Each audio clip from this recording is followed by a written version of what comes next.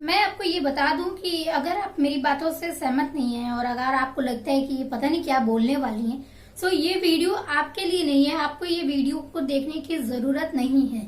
ये वीडियो सिर्फ वही लोग देखें जिनको सच में जानना है कि किस तरह से पेरेंट्स रिस्पॉन्सिबल हैं स्टूडेंट्स के, कॉम्पिटिटिव स्टूडेंट्स के सुसाइड के पीछे।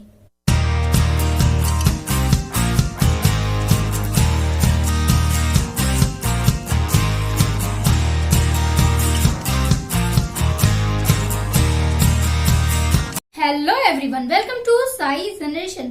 थंबनेल देख के आप समझ गए होंगे कि मैं किस टॉपिक पे बात करने वाली हूँ। ये एक कंट्रोवर्शियल वीडियो हो सकता है या फिर मैं ये कहूँ कि मैं जो बोलने जा रही हूँ आपको लगेगा कि मैं किसी को डायरेक्ट एक्यूज कर रही हूँ, किसी पर डायरेक्ट दोषारोपण कर रही हूँ। बट ये चैनल कभी भी या कि फिर मैं कहूँ कि मैं कभी भी बिना किसी साइकोलॉजिकल रीजन के बात नहीं करती हूँ। ऐसा नहीं है कि मैं आपसे हवा में बातें कर रही हूँ। मैंने थंबनेल डाल दिया कि कॉम्पिटिटिव स्टूडेंट्स के सुसाइड के पीछे उनके पेरेंट्स का हाथ होता है तो मुझे बहुत व्यूज मिल जाएंगे, ऐसा कुछ नहीं है। मैंने आज न्यूज देखी कि रीड के स्टूडेंट्स ने सुसाइड कर लिया। क्योंकि उसने 100 मार्क्स स्कोर किए थे।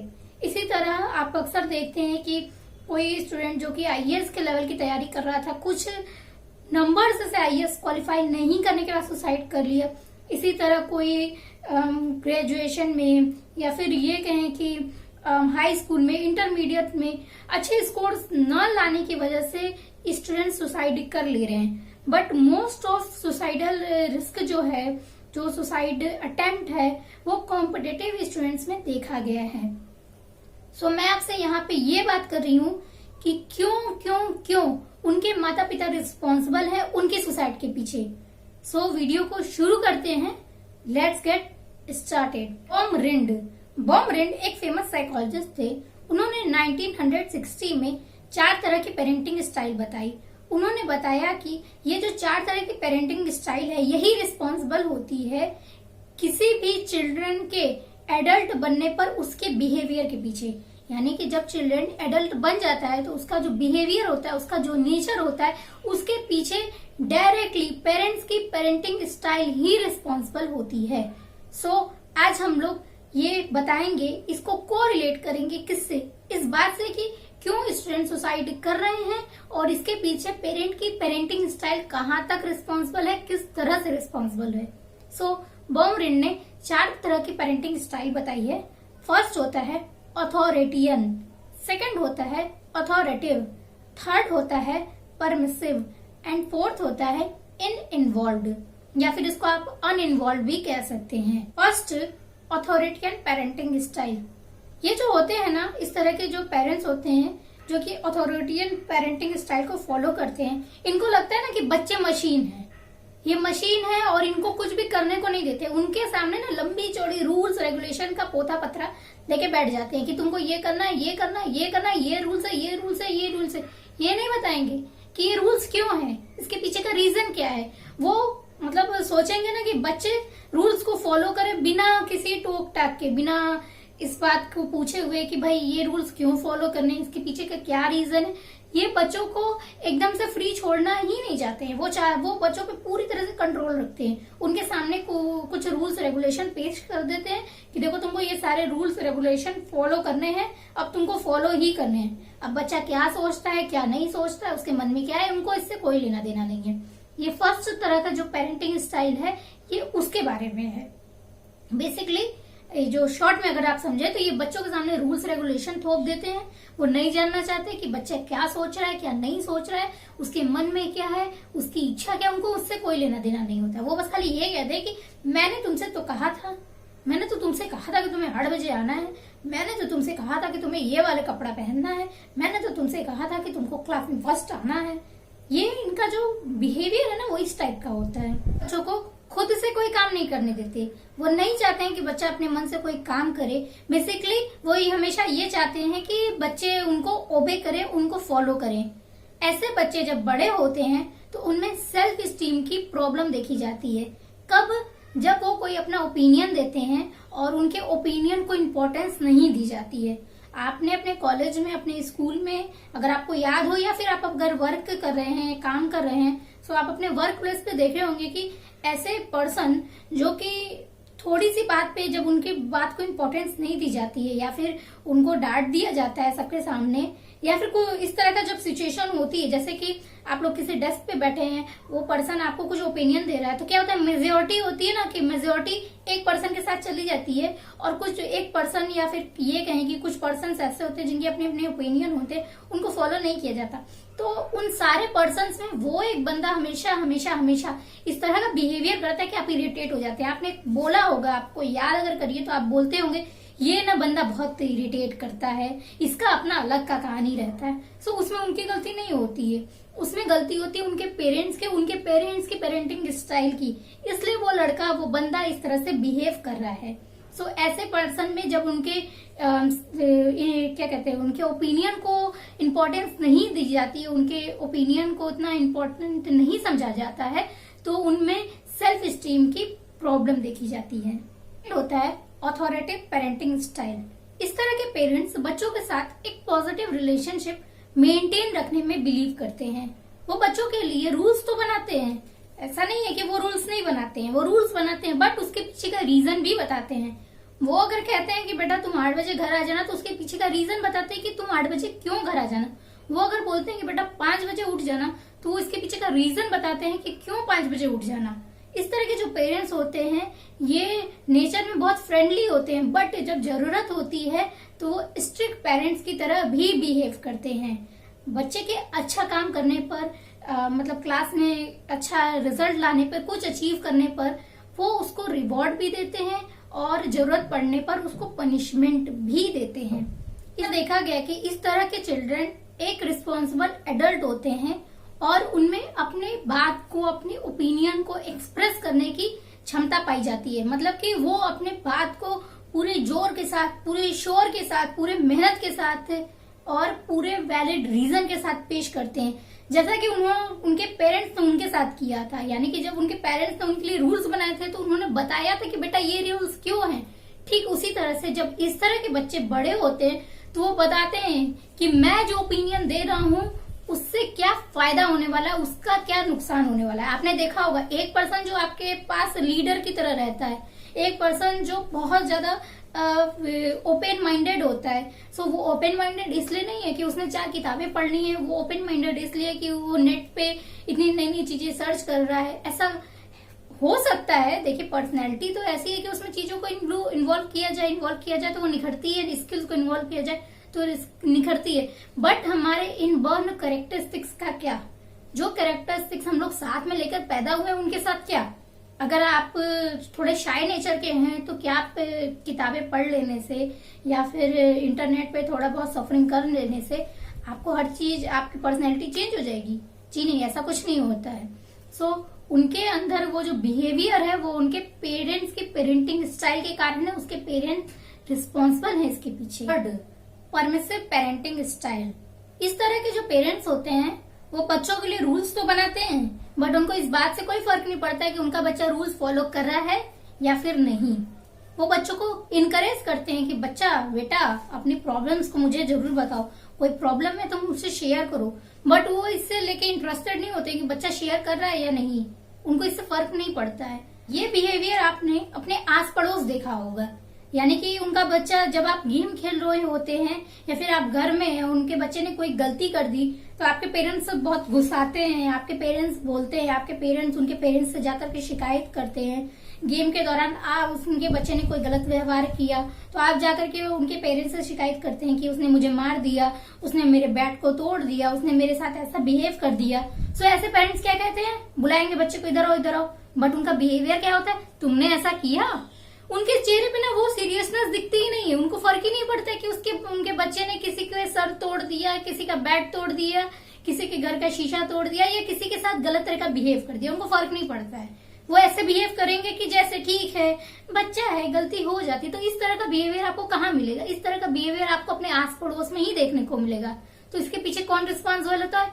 अब इसके पीछे रिस्पॉन्सिबल है उनका जो है ना पेरेंटिंग स्टाइल। अब इस तरह के जो बच्चे बड़े होते हैं तो वो क्या करते हैं, इस तरह के बच्चे जब बड़े होते हैं तो उनका जो एकेडमिक अचीवमेंट होता है वो लो होता है। मैं जीरो नहीं बोलूंगी क्योंकि भाई किसी का भी एकेडमिक अचीवमेंट जीरो नहीं होता है, एकेडमिक पोटेंशियल जीरो नहीं होता है। सब लोग कहीं ना कहीं एकेडमिक्स में पाए जाते हैं, चाहे वो सेकंड डिवीजन हो, चाहे थर्ड डिवीजन हो, चाहे फर्स्ट डिवीजन हो, सबके अपने पोटेंशियल होता है। बट उनका जो पोटेंशियल है ना, एकेडमिक पोटेंशियल उनका लो होता है। क्यों होता है? क्योंकि उनका जो पेरेंट्स की स्टाइल है ना वो ऐसी है। टीचर्स मीटिंग जब होती है, पेरेंट टीचर्स मीटिंग, तो टीचर्स बच्चों के बारे में बताती हैं, किसको? पेरेंट्स को बताती हैं कि आपका बच्चा वीक है, आपके बच्चे को इस पर्टिकुलर सब्जेक्ट पे और मेहनत की जरूरत है, आपका बच्चा क्लास में अच्छा बिहेव नहीं करता है। तो उनके पेरेंट्स का बिहेवियर कैसा रहता है? उनके पेरेंट्स का बिहेवियर रहता है कि ठीक है मैडम, हो जाता है, बच्चा ही तो है, बड़ा हो जाएगा तो सही हो जाएगा। नहीं, बड़ा हो जाएगा तो सही तो होगा, नहीं होगा, लेकिन उसका जो बिहेवियर है ना, उसकी जो पर्सनैलिटी है ना, वो ऐसी होगी कि आप सोचेंगे कि काश समय थोड़ा सा ध्यान दिया होता। सो ये है third, permissive parenting style. Fourth है अनइन्वॉल्व्ड पेरेंटिंग स्टाइल।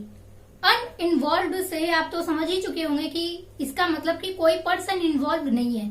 जी हाँ, इस तरह के जो पेरेंट्स होते हैं ना, वो बच्चों में जरा भी इंटरेस्ट नहीं लेते हैं। वो उनको बिल्कुल फर्क नहीं पड़ता है कि उनका बच्चा स्कूल जा रहा है या नहीं, उसने होमवर्क किया या नहीं, उसका बिहेवियर दूसरों के प्रति कैसा है, वो क्या कर रहा है, क्या खा रहा है, क्या पी रहा है, कैसे रह रहा है, उसके पास पैसे आ रहे हैं तो कहाँ से पैसे आ रहे हैं, वो अगर रात को 8 बजे घर के बाहर जा रहा है तो क्यों जा रहा है। इस तरह के पेरेंट्स ना, उनको जरा भी फर्क नहीं पड़ता है कि बच्चा बेसिकली बच्चे की लाइफ में चल क्या रहा है। वो पूरी तरह से बच्चे से डिटैच होते हैं, अनइन्वॉल्व रहते हैं। ऐसे जो पेरेंट्स होते हैं ना, उनकी अलग ही दुनिया होती है। वो ना बच्चों के साथ टाइम स्पेंड करते हैं, ना ही बच्चों के प्रॉपर पोटेंशियल पर ध्यान देते हैं। वो बेसिकली इसका मतलब यही है कि उनको बच्चे से कोई लेना देना होता नहीं है, उनको जरा भी बच्चे से फर्क नहीं पड़ता है। इस तरह के जो बच्चे होते हैं ना, जब वो बड़े होते हैं तो उनमें देखा गया है कि सेल्फ स्टीम का इश्यू पाया जाता है। वो खुद ही बहुत ज्यादा कंफ्यूज रहते हैं, उनके जो सेल्फ स्टीम है हमेशा डाउन रहता है।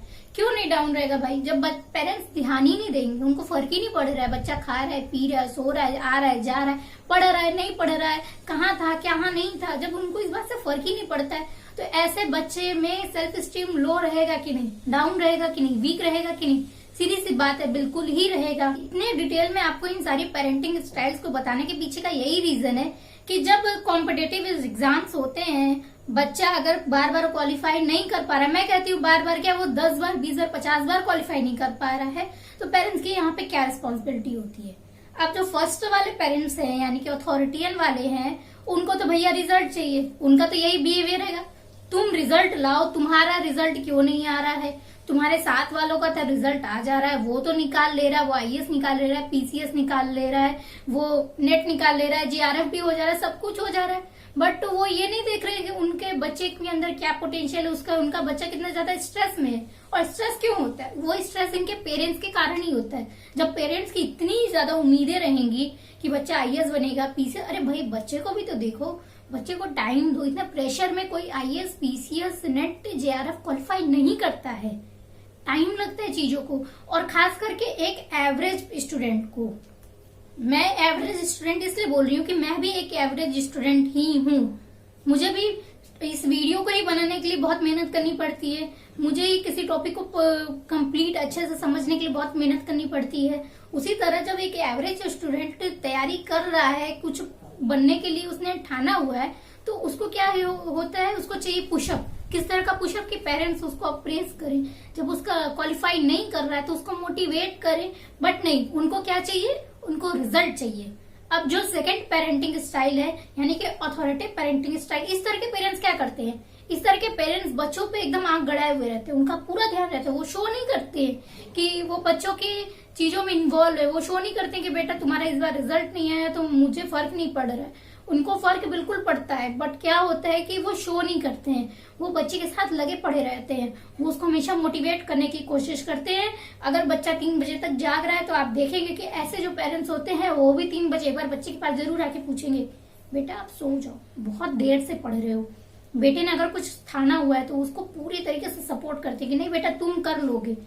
वो बच्चा ऐसा नहीं कि वो ये नहीं समझते कि उनका बच्चा एक एवरेज स्टूडेंट है, उसको थोड़ा ज्यादा मेहनत की जरूरत है। वो लोग ये सारी बातें समझते हैं, बट क्या है कि वो लोग शो नहीं करते हैं। सो इसलिए मैंने कहा कि किसी भी स्टूडेंट के, किसी भी कॉम्पिटिटिव स्टूडेंट के सुसाइड के पीछे क्या होता है, पूरी तरीके से उनके पेरेंट्स रिस्पॉन्सिबल होते हैं। जो पहली पेरेंटिंग स्टाइल है, भाई उनको सिर्फ रिजल्ट चाहिए। उनका रिस्पॉन्सिबिलिटी क्या है कि उनको जब बच्चा का रिजल्ट नहीं आ रहा है, बच्चा डीमोटिवेट हो रहा है, तो बच्चे को समझाएं, उसके पास जाएं, उसको बोलें, उसको अच्छे अच्छे एग्जाम्पल्स दें। लेकिन ये सब कौन करता है? ये जो सेकेंड पेरेंटिंग स्टाइल यानी कि अथॉरिटी पेरेंटिंग स्टाइल, ये सब उस तरह के पेरेंट्स करते हैं। यानी कि जो लोग अथॉरिटी पेरेंटिंग स्टाइल को फॉलो करते हैं, ये सब काम उस तरह के पेरेंट्स करते हैं। अब बात करते हैं थर्ड यानी कि परमिसिव की, जिनको कि भाई लगता है कि बच्चा है, तो इस तरह के पेरेंट्स ना क्या होता है कि बहुत ज्यादा मोटिवेट कर देते हैं। ठीक है बेटा, इस बार नहीं निकला तो अगले बार करना, अगले बार नहीं निकला तो पिछले बार करना, उसके अगले बार नहीं निकला तो अगले बार करना। इस तरह के पेरेंटिंग स्टाइल वाले जो पेरेंट्स होते हैं ना, वो बच्चे को गाइड नहीं कर पाते हैं, वो उसको एक अच्छा गाइडेंस नहीं दे पाते हैं कि बेटा अगर गलत हो रहा है तो किस रीजन से गलत हो रहा है। उनकी अपनी कहानी रहती है। वो अगर चाहते हैं कि बच्चा मार्केट जाए तो वो चाहेंगे बच्चा मार्केट जाए, भले बच्चा पढ़ाई कर रहा है। तो इस तरह के पेरेंट्स जो होते हैं वो बच्चे को सही तरीके से गाइड नहीं कर पाते हैं। कब? उसके फेलियर पर, जब वो फेल होता है, जब वो एक स्टेप डाउन होता है, तो उस तरह के पेरेंट्स बच्चे को अच्छे से क्या नहीं कर पाते, अच्छे से उसको मोटिवेट नहीं कर पाते, उसको अच्छे से इंकरेज नहीं कर पाते, जिसके कारण बच्चे में हीन भावना पैदा होती है, डिप्रेशन पैदा होता है, एंजाइटी पैदा होती है। और ये डिप्रेशन एंजाइटी कब करके सुसाइडल आइडिएशन में कन्वर्ट हो जाता है, ये किसी को नहीं पता चलता है। तो क्या होता है ना, बच्चा अंदर से बहुत ज्यादा फ्रस्ट्रेटेड होता है, उसको समझ ही नहीं आता है कि वो करे क्या, उसको समझ ही नहीं आता। उसके मन में ये तो जरूर रहता है कि अरे यार मुझे मार्केट जाने का मन नहीं है, पढ़ रहा था, मम्मा भेज रही है, लेकिन वो बोल नहीं पाता, ये बात वो एक्सप्रेस नहीं कर पाता है कि भाई मम्मा मैं पढ़ रहा हूँ। वो ये नहीं बोल पाता कि मम्मा मैं क्या करूँ, मुझे समझाओ, मम्मा मेरी हेल्प करो। उन्होंने उसको ऐसा गाइड ही नहीं किया, उन्होंने उसको इस तरह से बड़ा ही नहीं किया कि वो अपने ओपिनियंस को बताए, अपनी ओपिनियन सबके सामने रखे। है अनइन्वॉल्व, तो अनइन्वॉल्व जिनको फर्क ही नहीं पड़ता तो उनके बारे में क्या बात करना। सो अनइन्वॉल्व वालों को छोड़ देते हैं, भाई उनको अपने बच्चों से फर्क ही नहीं पड़ रहा है, वो बच्चा पास हो रहा है नहीं पास हो रहा है, अरे IAS से छोड़ दीजिए, वो अपने एकेडमिक्स ही अच्छे से क्लियर नहीं कर पा रहा है, जो उनको इसी बात से फर्क नहीं पड़ता। सो उनको किसी बात से फर्क नहीं पड़ता, तो उनको हम लोग यहाँ पे काउंट नहीं करेंगे। हम लोग इन्हीं 3 पेरेंटिंग स्टाइल को लेंगे, जो कि फर्स्ट वाले जो हैं हाई कॉम्पिटेटिव रहते हैं, उनको लगता है कि बच्चा सारा कंपटीशन निकाल ले, ये निकाल ले, वो निकाल ले, लेकिन वो ये नहीं दे उसको बताते कि भाई अगर नहीं निकाल रहे हो तो क्यों नहीं निकाल रहे हो, क्या रीजन है, उनको इस सबसे कोई फर्क नहीं पड़ता है। सो ये मैंने जो आपको बताया, ये सारे साइकोलॉजिकल रीजंस हैं जिनको कारण मैंने आपसे ये कहा कि किसी भी बच्चे के आत्महत्या यानी कि सुसाइड के पीछे पेरेंटिंग स्टाइल होती है। ये तीनों ही पेरेंटिंग स्टाइल इंपॉर्टेंट है। अगर आप बीच वाले को यानी कि अथॉरिटी को छोड़ दें, जो कि बच्चे को प्रॉपर गाइड करते हैं हर एक पॉइंट पर, हर एक बिंदु पर, हर एक प्लेस पर, हर एक फेलियर पर, हर एक अचीवमेंट पर, उनको अगर छोड़ दे, तो ये जो फर्स्ट और थर्ड वाली पेरेंटिंग स्टाइल है, जिनके बच्चा जब बड़ा होता है तो फिर उसका जब ओपिनियन नहीं माना जाता है तो वो क्या करता है, वो बहुत ज्यादा एग्रेसिव हो जाता है, उसका सेल्फ स्टीम डाउन हो जाता है। ये किसके साथ होता है? ये फर्स्ट टाइप के पेरेंटिंग स्टाइल वाले पेरेंट्स के साथ होता है। थर्ड वाले के साथ क्या होता है? थर्ड वाले के साथ ये देखा जाता है कि उसका एकेडमिक पोटेंशियल वीक होता है। तो ये फर्स्ट और थर्ड वाला ही रीजन होता है बेसिकली किसी भी बच्चे के सुसाइडल आइडिएशन या सुसाइड अटेम्प्ट के पीछे। आई होप आपको आज का एपिसोड समझ में आया होगा। किसी भी क्वेरीज के लिए हमें मेल करिए, कमेंट सेक्शन पे जाकर के कमेंट करिए, चैनल को लाइक करिए, चैनल को सब्सक्राइब करिए और शेयर करिए। टिल देन खुश रहिए, स्वस्थ रहिए और मस्त रहिए।